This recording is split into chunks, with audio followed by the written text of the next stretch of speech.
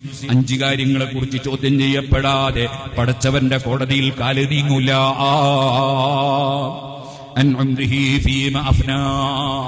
ആയുസ് ഏത് വിഷയത്തിലാണ് നശിപ്പിച്ചത്? ആയുസ്സുകാലത്ത് നീ ചെയ്തതെന്താണ്? പരസ്പരം കുറ്റം പറയലാണോ? ചീത്ത വിളിക്കലാണോ? തെറി പറയലാണോ? ആക്രമിക്കലാണോ?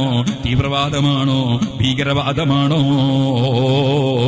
അതേ, റബ്ബിന്റെ അടുക്കൽ ആയുസ്സിനെ കുറിച്ച് ചോദ്യമുണ്ട്.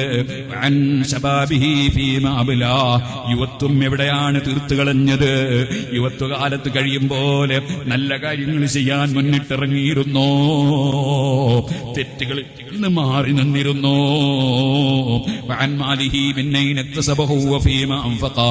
നിന്റെ ധനം നീ എങ്ങനെയാണ് ഉണ്ടാക്കിയത്? വരവിന്റെ കണക്കെവിടെ? ചെലവിന്റെ കണക്കെവിടെ? റബ്ബ് കണക്ക് ചോദിക്കുന്ന ഒരു സമയമുണ്ട്.